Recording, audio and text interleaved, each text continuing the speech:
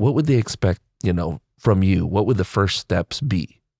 Well, what they might think, it may not be actually the way it goes. I mean, they're probably afraid of like, I don't know. I think sometimes guys think like once I express a desire, that's it. Like Come on in, right? Yeah, never going back.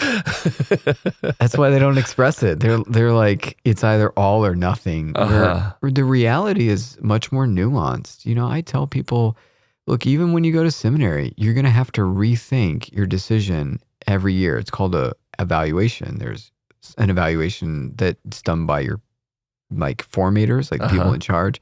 And there's even a self-evaluation. Like, is this really what I wanted? Do I belong here?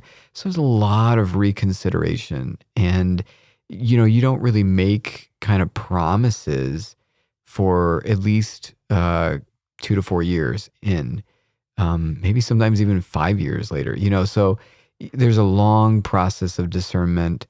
And I think that's sometimes what they should expect, but they don't, because they're really a lot of people show up because they've already decided, like, I'm going to be a priest. And it's like, whoa, we got this, like, what are you going to do for the next 10 years in seminary, So just hold on and keep reconsidering and deepening that discernment.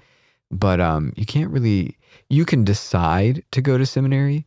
You can decide to follow God's will. But I think it's kind of hard to decide to be a priest when you just started. You got to decide that over and over again if you want to decide at the beginning. So in other words, don't put the cart before the horse. Yeah. Okay. That kind of decision comes after the process of years of discerning. It's made up of many decisions, but you can't just start with it. So what you're saying is, even if they just have an inkling, talk to you, call you up. Don't wait until they're like 100% want to go into seminary. That's right. We hope men, when they first have a sense of like, oh, maybe I could be a priest, actually like go to our website or reach out, because we have resources for those guys to figure it out, not on their own. Like just do it in community, do it with some guidance. We don't think everybody who approaches us has a call, but we want to take seriously that process of discernment that's going on so that you can figure it out. And, a lot of people, when they try to do things on their own, they make mistakes. And we have an enemy, a spiritual enemy, who's very happy to influence those mistakes.